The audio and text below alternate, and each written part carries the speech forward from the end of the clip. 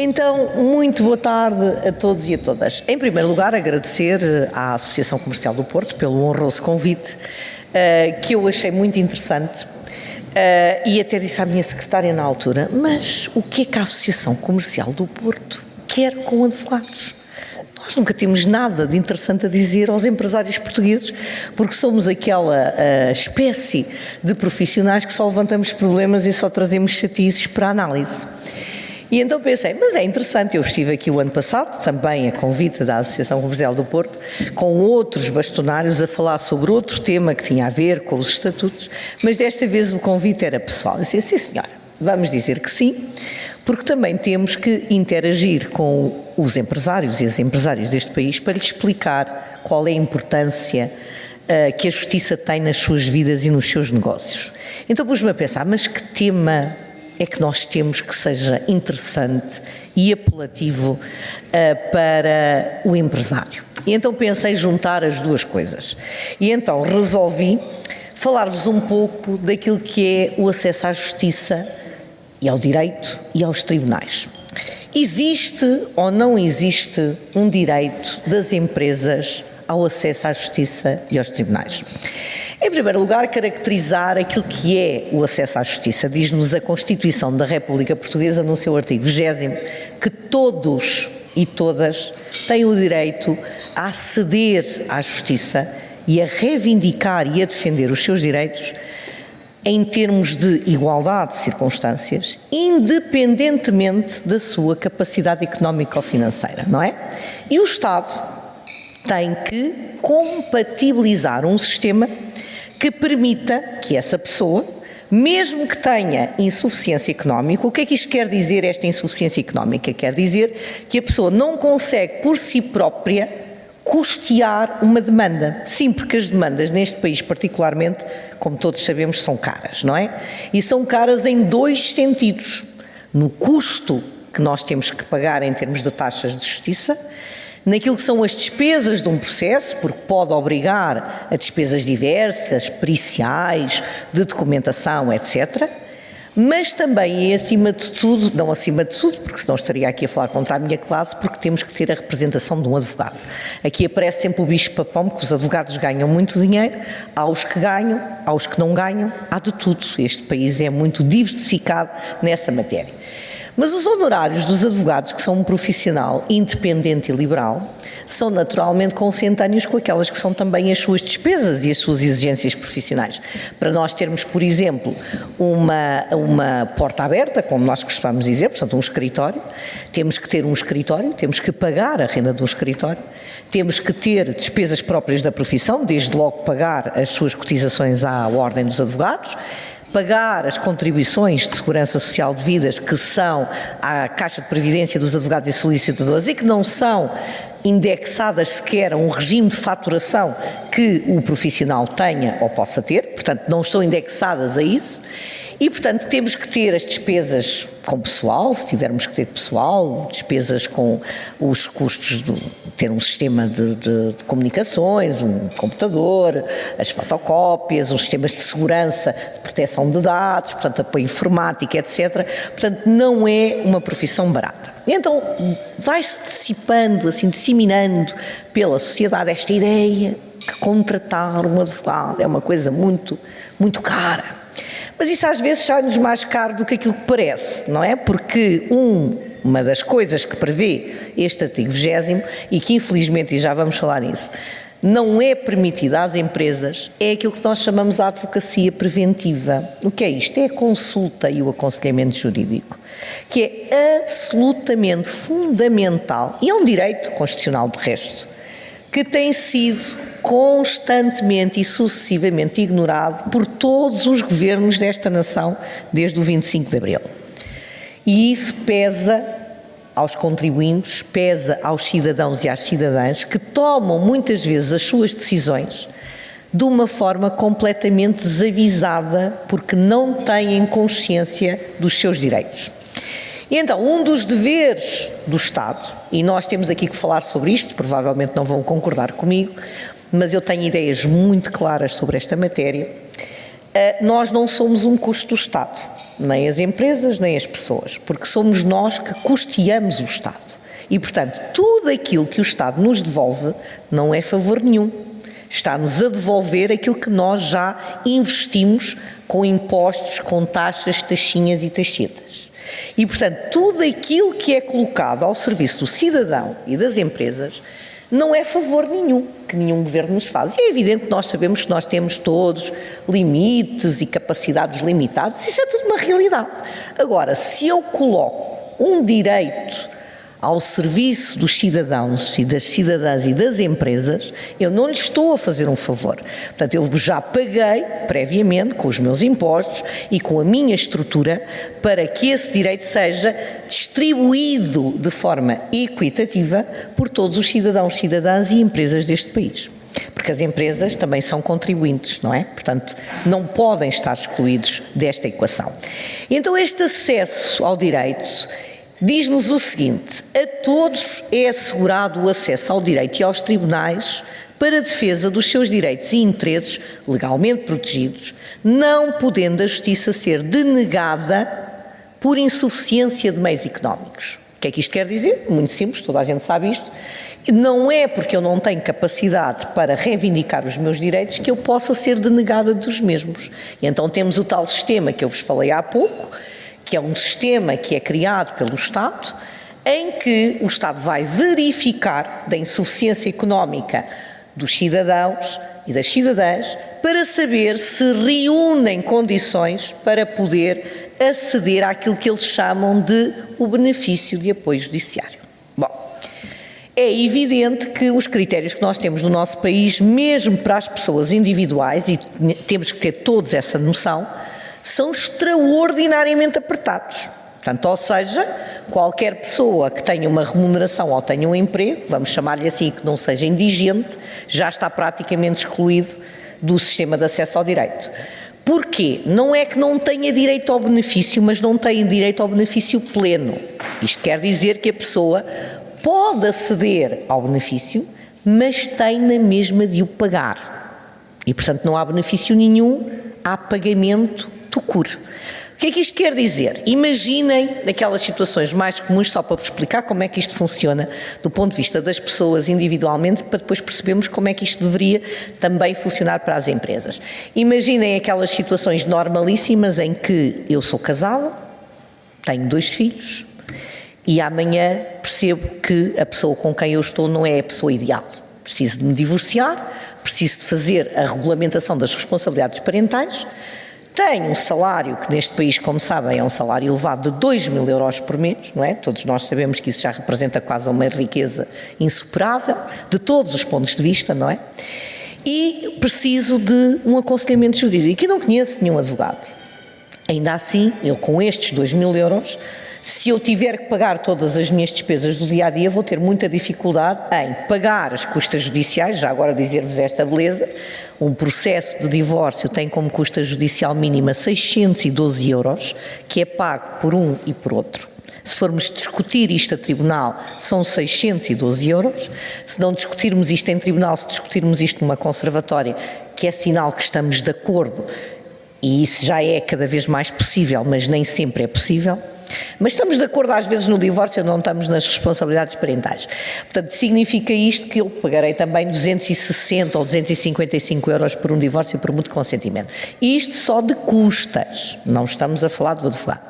Não conhecendo eu nenhum advogado, ainda se torna mais difícil, não é? E muitas vezes recorremos àquilo que nós chamamos os advogados oficiosos, que não existem. Os advogados oficiosos são advogados e advogadas como outros quaisquer. A nomeação é que é oficiosa. O advogado não é oficioso, é advogado tucur. Tem a mesma inscrição na Ordem dos Advogados que todos os demais. Aliás, eu própria exerci essa função entre 2010 e 2023 porque tive de suspender essa atividade porque estou a exercer o cargo em regime de exclusividade. Mas até aí sempre fui aquilo que chamam advogado oficioso, que não existe. A nomeação é que é oficiosa. Então o que é que acontece? A pessoa que tem este rendimento naturalmente está excluída do sistema de apoio judiciário, não tem direito ao benefício. A primeira coisa que recebe é uma carta a dizer: olha, não tens direito, está indeferido o teu pedido, E isso é logo a primeira coisa que a pessoa lê, não sabendo o que é que aquilo quer dizer, não faz mais nada. Olha, não tive direito.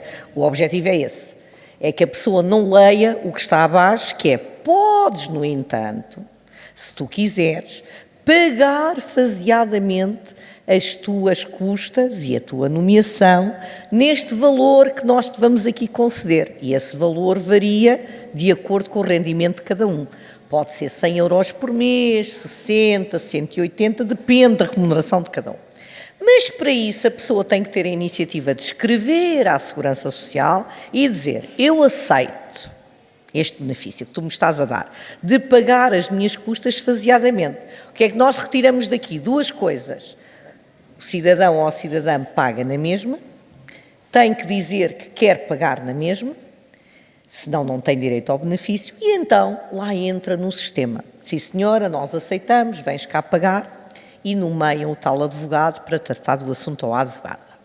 O que é que acontece também, que é muito curioso neste caso, é que o cidadão ou a cidadã que tem direito a isto também tem outra coisa engraçada, é que o Estado exige que pague 4 vezes mais a taxa de justiça do que pagaria qualquer pessoa que não tem direito a apoio judiciário. O que é que isto quer dizer? Que os tais 612 euros é 612 euros vezes 4.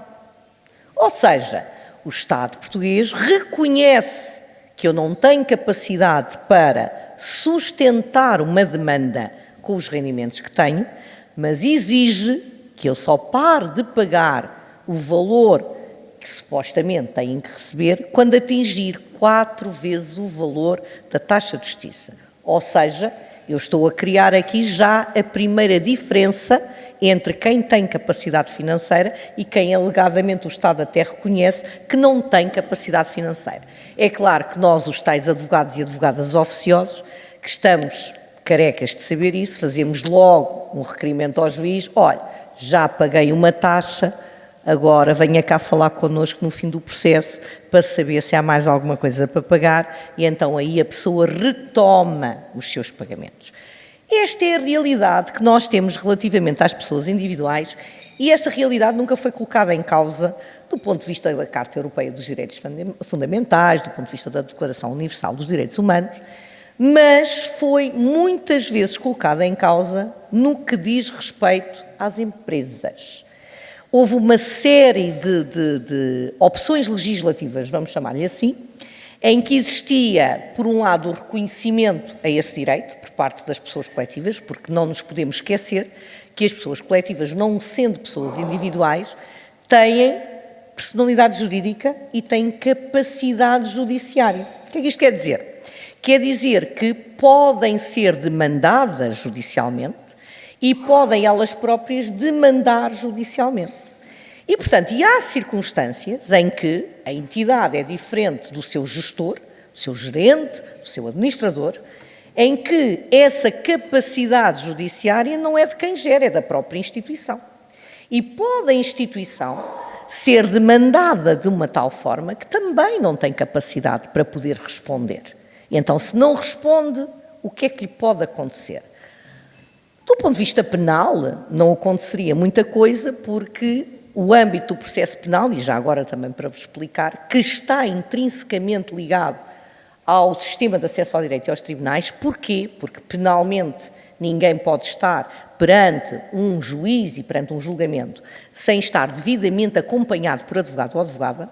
Isso é uma exigência constitucional, é uma exigência da Carta Europeia dos Direitos Fundamentais, é uma exigência da Declaração Universal dos Direitos Humanos. Porquê? Porque a pessoa entende-se que não tem capacidade para estar por si própria, sem estar acompanhada por um técnico ou por uma técnica, que tenha o distanciamento suficiente para poder interpretar aquilo que o tribunal está a dizer, interpretar as notificações dos tribunais, poder reagir de forma processual àquilo que está a acontecer, porque nós sabemos, não é? Somos todos empresários e empresárias aqui, e advogados e advogadas aqui, alguns também, que nós não podemos ir a tribunal e dizer o que queremos, quando queremos e nas circunstâncias que queremos. Portanto, tem que ser de acordo com o processo, não é? Portanto, para eu poder reagir a uma acusação que me está a ser feita, eu não posso chegar logo ao tribunal e dizer: olha, isto é tudo mentira, e, portanto, não aceita esta contestação nestes termos, tem que ser no momento próprio. Então, o que diz aqui o nosso artigo 20º é que todos têm direito, nos termos da lei, à informação e consultas jurídicas, ao patrocínio judiciário e a fazer-se acompanhar por advogado perante qualquer autoridade. Portanto, isto é válido do ponto de vista penal, é obrigatório, fora do ponto de vista penal, nem sempre é obrigatório, o que é uma pena, porque muitas vezes os direitos das pessoas, por causa do seu valor, portanto sabem perfeitamente que o sistema jurídico está distribuído por valores, não é? A alçada, como nós lhe chamamos, da primeira instância é até aos 5.000 euros, do Tribunal da Relação até aos 30.000 euros e só acima dos 30.000 euros é que nós estamos a falar de ações que podem chegar ao Supremo Tribunal de Justiça. Em penal, só em circunstâncias muito apertadas é que poderão chegar ao Supremo Tribunal de Justiça, porque o legislador tem entendido que quando há 2 linhas de recurso é suficiente para termos uma certeza jurídica perfeita do ponto de vista da sentença. Nós não concordamos muito com isso, principalmente quando estamos a falar de penas que são privativas da liberdade, portanto entendemos que em todas as circunstâncias isso deveria chegar ao Supremo. No entanto, como sabem, onde estão 2 juristas há 3 opiniões e, portanto, temos opiniões diversificadas nessa matéria. Portanto, temos do lado do ponto de vista dos juízes que entendem que nós já temos muitas garantias, do lado do Ministério Público a mesma coisa, do lado da advocacia, que é aquele que eu represento, nunca há garantias a mais quando estamos a defender a liberdade das pessoas. E, portanto, há erros judiciários, há coisas que são mal interpretadas e eu prefiro ter a garantia de que os portugueses e as portuguesas e todas as pessoas que são julgadas neste país têm 3 linhas de recurso, porque não é uma, nem 2, nem 3 vezes que o Tribunal Superior revoga situações anteriores. E nós sabemos que quem está no Supremo Tribunal de Justiça tem naturalmente que ter outra experiência, outro conhecimento e outra maturação de anos e anos de estudo para fazer esta situação e para poder julgar de forma diferente e com outro olhar. Portanto, o sistema judicial português propõe as tais 2 circunstâncias: apoio judiciário e consulta jurídica. A consulta jurídica é tão obrigatória como o outro, mas tem sido muitíssimo descurado, mesmo do ponto de vista das pessoas individuais.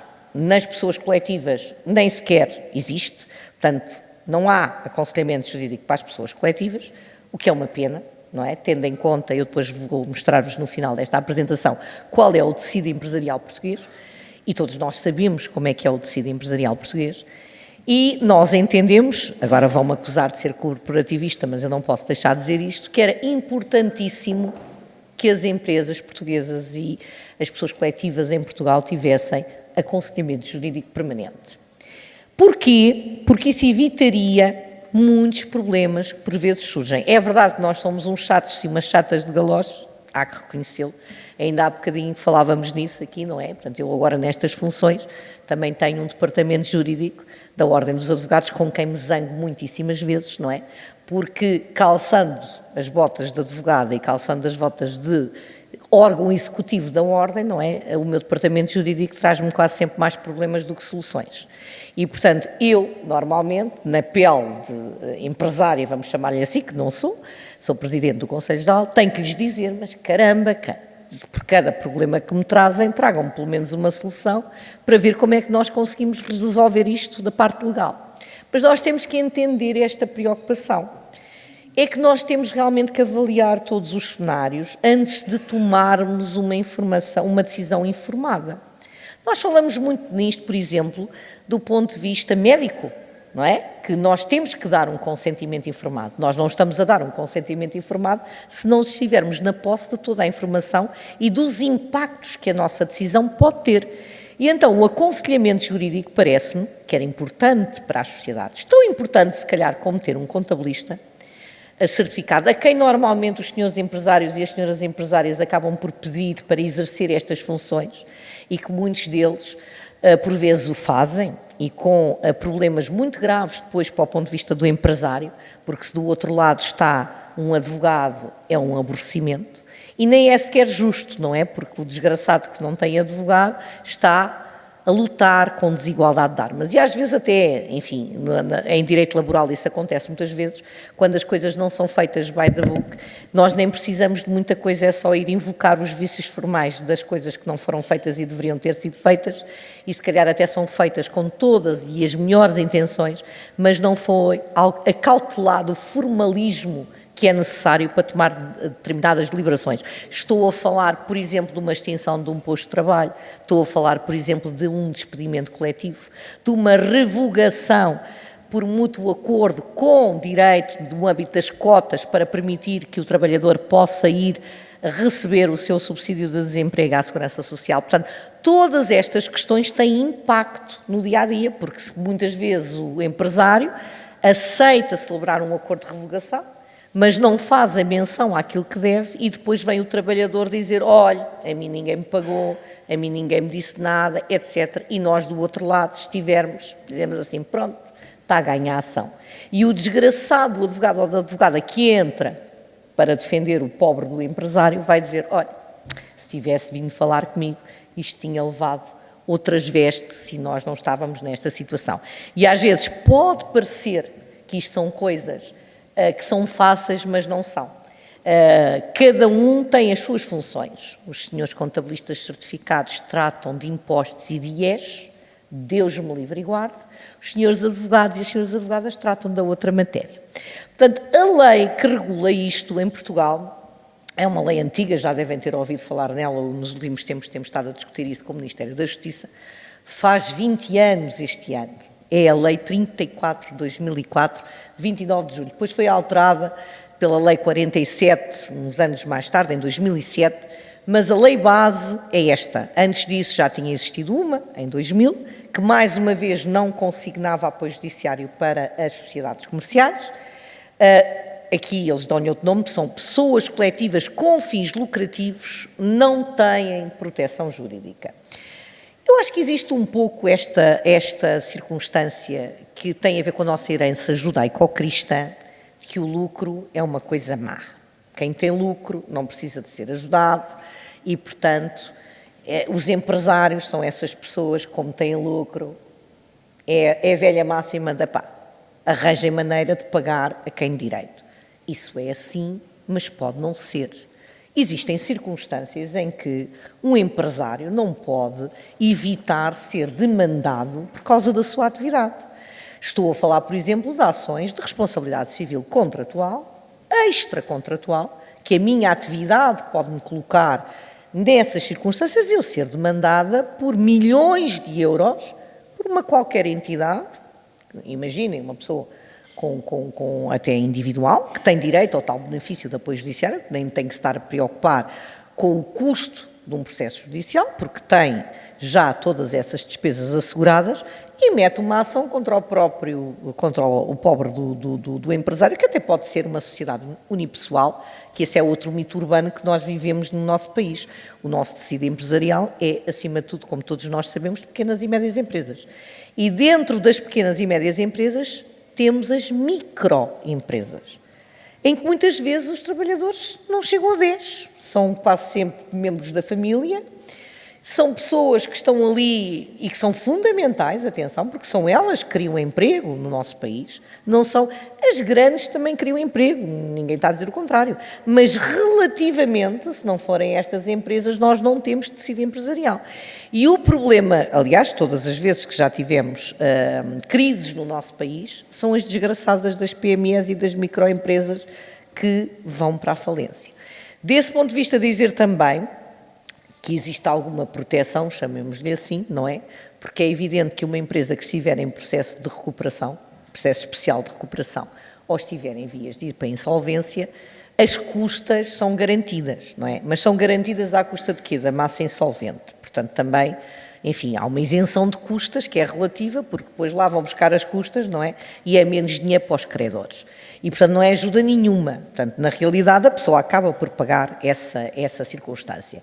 Isto também decorre de um princípio, eu daqui a pouco já vos vou falar do Tribunal Constitucional e da forma como revogou, de uma certa forma, com caráter universal esta questão, decorre também daquela ideia que eu não concordo muito e que muitas vezes é aplicada à advocacia de uma forma que eu também acho que é perversa, que é a ideia de que se a empresa não tem lucro, tem que sair do mercado. Porque senão está numa situação de insolvência, não está aqui a fazer nada, só está aí a obstar à livre concorrência das outras empresas que são muito saudáveis. Bom, isto é uma questão relativa, não é? Porque mesmo não tendo muito lucro, pode garantir emprego e o emprego é produtivo para o país, traz-nos realmente pagamento de impostos e traz-nos receita e cria outra coisa muito importante, é que tem as pessoas socialmente inseridas e se as pessoas estiverem socialmente inseridas, estão a trabalhar, estão bem do ponto de vista de saúde, nós gostamos de pensar que é assim, e estão melhor do que se estivessem desempregadas. Portanto, ou seja, nós estarmos a pagar um subsídio de desemprego não é que seja um custo, porque a pessoa está a receber aquilo que pagou em termos de taxa, ela e a empresa, mas é realmente mau para a economia, mas é principalmente mau para quem está nessa situação de desemprego, porque é uma situação que cria bastante ansiedade. Portanto, tenho dificuldade em aceitar este argumento. Este argumento também é muitas vezes utilizado por muitos colegas na advocacia, que nos dizem que é um mercado, essa entidade que nós conhecemos, que tem aquele chapéu grande, é que define quem é que deve estar a exercer a advocacia ou não. A minha resposta a isto, já sabem qual é: não. Se há coisa que eu não tenho dúvidas nenhumas, é que a advocacia não é uma profissão mercantil. E, portanto, se eu não penso isto em relação às empresas, muito menos irei pensar isto relativamente aos advogados, porque a advocacia é uma profissão de talentos. E ninguém pode ser impedido de exercer uma profissão só porque tem o azar de ter poucos clientes ou até não tem muita habilidade para reter clientes e se limita a fazer o seu trabalho no cumprimento das regras deontológicas e não tem grandes lucros nessa sua atividade. Portanto, eu não me posso esquecer nunca que a advocacia deste país, em prática individual, representa cerca de 75% ou mais do número de advogados que nós temos no país. Depois temos prática societária, temos prática de advocacia que exerce em trabalho subordinado, funções públicas algumas vezes em contencioso e outras e em empresas, no setor bancário, no setor de seguros, etc.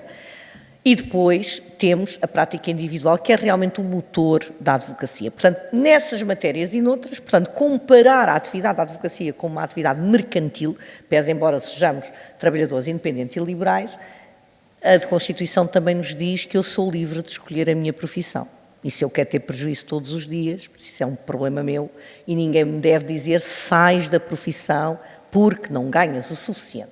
Portanto, o que eu defendo e o meu Conselho Geral defende é que, sim senhora, o que nós temos é que pagar as nossas despesas de acordo com aquilo que recebemos, porque é isso que é justo e é isso que nós queremos também para as empresas e para os cidadãos. Muito bem, voltando aqui às empresas. Portanto, o artigo 7º da lei atual, que ainda está lá escrito, nunca foi mudado, portanto, estas leis, como sabem, são 20 anos, ninguém acha que isto vale a pena mudar, diz o seguinte: as pessoas coletivas com fins lucrativos não têm direito à proteção jurídica. Depois criou esta exceção. Em situações comprovadas de insuficiência económica grave, pode-se analisar caso a caso. Portanto, não nos dão verdadeiramente um direito às empresas de fazer isso, mas abrem aqui uma portinha que é a pessoa responsável da Segurança Social recebe, se nós quisermos pedir apoio judiciário para as empresas, o balanço e demonstração de resultados, os modelos 22, não é?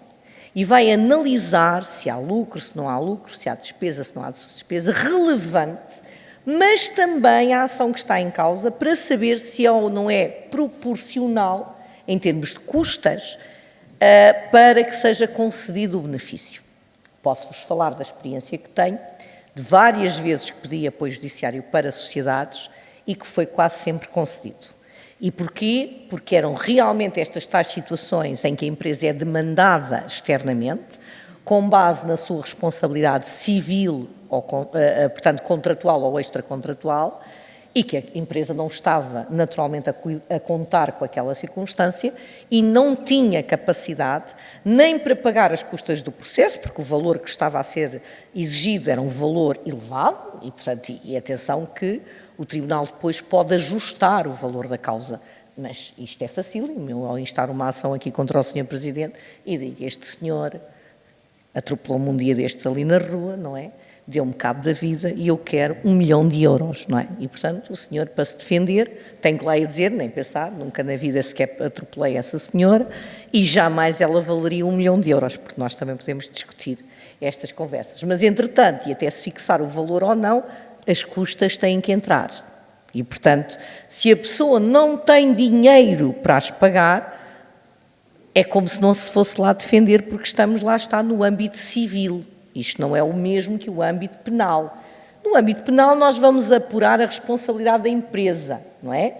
Também pode ter uma nomeação oficiosa, se a empresa estiver, por exemplo, a ser demandada criminalmente por fraude fiscal, não é? Normalmente a empresa faz parte do processo e pode, se não tiver nenhum advogado, pode ter uma nomeação oficiosa para defender a empresa, porque a própria empresa também tem responsabilidade penal.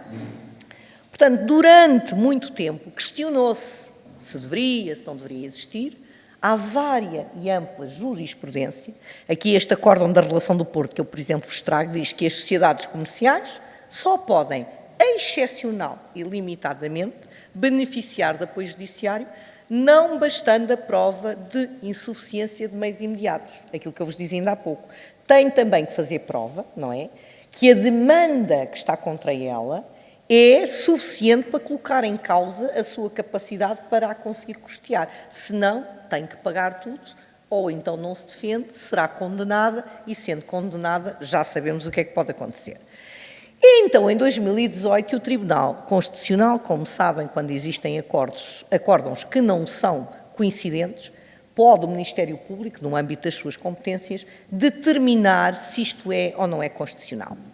E aquilo que o Tribunal vem dizer em 2018 é precisamente isso, e faz isto com força obrigatória geral, dizendo que é inconstitucional a exclusão absoluta das pessoas coletivas. O que é que isto quer dizer? Por princípio, é uma pessoa coletiva com fins lucrativos, por princípio nunca pode ter direito a apoio judiciário.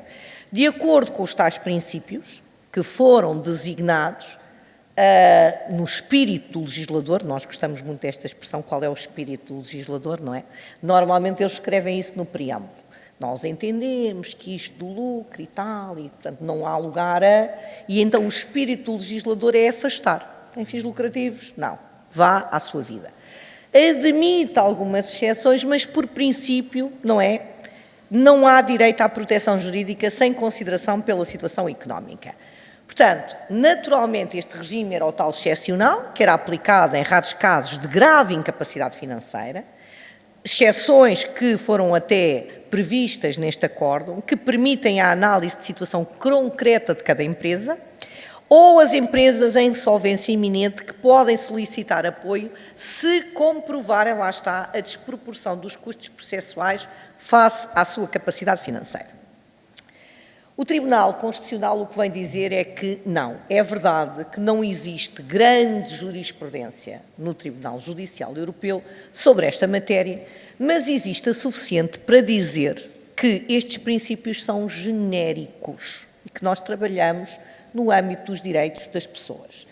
E se é verdade que os direitos individuais não se confundem com os direitos da sociedade, também não é menos verdade que as sociedades a quem nós exigimos deveres e que têm direitos e que têm a tal capacidade judiciária, não podem ser privadas desse acesso à justiça, porque isso seria uma distorção absoluta daquilo que são os valores ocidentais que nós defendemos, os valores do pleno exercício daquilo que são os direitos fundamentais, e então que as empresas também têm que estar incluídas neste chapéu, não podendo à partida, só porque são empresas com fins lucrativos, ser excluídas deste chapéu.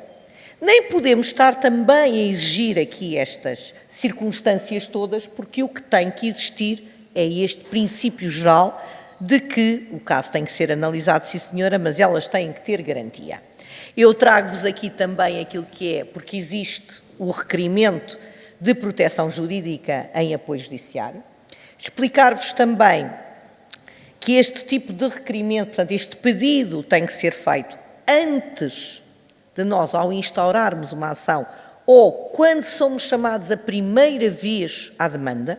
Caso contrário, esqueçam que ninguém vos vai dar o benefício. Portanto, o que é que isto quer dizer? Quando eu recebo uma intimação, não é uma intimação, não é notificação também, uma citação, assim é que é. Quando eu recebo uma citação de que contra nós foi instaurada uma ação, se eu não tenho capacidade nem para pagar as custas e não conheço um advogado e não tenho capacidade para contratar um advogado, temos que preencher este formuláriozinho, mandamos o formuláriozinho à Segurança Social antes de contestar, dizendo que eu preciso de apoio, venham lá analisar a minha situação, mande para lá todos os elementos financeiros e eles analisam. A resposta não é imediata, como sabem, na Segurança Social nunca é, também já foi pior, não é? Portanto, temos que dizer aqui alguma coisa que seja boa, mas eles analisam todos os casos que eu tive, pediram ampla papelada, nós mandámos tudo em PDF e eles deram, portanto, efeito útil à situação e disseram que sim, senhora, que reconheciam o direito. Junta este formulário como comprovativo que pediu esse benefício e até se apurar se tem ou não tem benefício, não tem que pagar nada e a ação segue para o tribunal. Portanto, isto funciona, como vos disse, nos dois casos. Se eu quiser demandar, porque também temos essa circunstância que é preciso não esquecer, se eu estiver numa situação económica difícil porque não me pagam, e os senhores empresários sabem muito bem que isto é muito comum, não é? Nós vendemos os nossos produtos, prestamos os nossos serviços e depois o cavalheiro ou a cavalheira do lado de lá diz, olha, este mês não me dá jeito e, portanto, eu não lhe posso pagar atempadamente. E lá estamos nós a negociar, mas paga amanhã, paga depois, até que chegamos a um ponto, não, olha, temos que ir para o tribunal. E, portanto, temos que exigir isto. Muitas vezes as sociedades estão em situação de perigo porque têm dívidas e créditos para conseguir fazer valer, e até internacionalmente. Aliás, hoje temos as injunções transfronteiriças, muitas vezes uma incapacidade absoluta por parte das empresas nacionais de poderem cobrar os seus créditos internacionalmente, e esta é uma forma que podemos, portanto, utilizar. Em 2019, por parte do governo, não anterior, mas o outro anterior, em que era a Ministra da Justiça, a doutora Francisca Van Dunen, foi feita uma proposta de lei, que é esta que eu falo aqui, que é a proposta legislativa de 2019, que alargava realmente o âmbito do apoio judiciário. Eu espero ainda ter a oportunidade de discutir isto com o Governo, e esta era uma das coisas que vinha falada. Não só alargar o conceito de apoio judiciário e de benefício aos cidadãos individuais, mas também às empresas. Portanto, esta proposta de 2019, que eu incluí aqui, inclui as sociedades com fins lucrativos, desde que em dificuldades económicas. E, portanto, aquilo que nos diz aqui o artigo 16 desta proposta de lei é que as pessoas coletivas com fins lucrativos em situações de insolvência iminente ou dificuldades económicas podem beneficiar de apoio judiciário. Encontram-se também em situação de insuficiência económica, para efeito do presente regime, as pessoas coletivas sem fins lucrativos que se encontrem na situação descrita no número anterior, aplicável com as adaptações exigíveis pela sua natureza, e encontram-se também as pessoas coletivas com fins lucrativos e estabelecimentos individuais de responsabilidade limitada que estejam impossibilitados de cumprir pontualmente com as suas obrigações de vencimento previsível a curto prazo, ou que apresentem dificuldades sérias no cumprimento pontual das suas obrigações, designadamente por falta de liquidez. Às vezes não é, como sabemos, uma questão de falta de recursos, é falta de liquidez. Aliás, nós temos esta situaçãozinha também para os impostos, ainda há bocadinho falávamos naquele bonito pagamento especial por conta que eu adoro particularmente, que sempre foi uma coisa que me revoltou. Como é que nós também pagamos? Nós também pagamos, nunca vi muito bem como é que eram aquelas coisas feitas, mas vem no meu IRS a dizer, olha, para o ano, especialmente e por conta, e eu ficava, enfim, danada, mas eu nunca fiquei a dever nada a estas pessoas, para que é que eles me pedem um pagamento antecipado se eu para o ano vou pagar? E muitas das vezes, fazendo contas, até nos devolvem algum dinheiro e, portanto, aquilo é um adiantamento que eu não consigo entender. Portanto, Nesta proposta, que entretanto, infelizmente, não foi avante, e por isso fica lançado o repto, Sr. Presidente, fazermos uma nova proposta neste sentido, para efeitos do presente regime, lá está, consideram-se a insuficiência económica. No caso concreto, como eu digo aqui, número anormal de processo, ou valor de processo, ou processo em que o requerente intervém ou pretende intervir, o dirigente máximo dos Serviços da Segurança Social competente tem a possibilidade de fazer essa decisão e, portanto, mesmo não existindo ainda lei habilitante, nunca deixem de o fazer, peçam se necessitarem, por esta razão que nós temos aqui, que é esta. Diz aqui o ID7, que é a Associação Portuguesa para a Inovação e Desenvolvimento, que existem mais de 1,3 milhões de empresas em Portugal.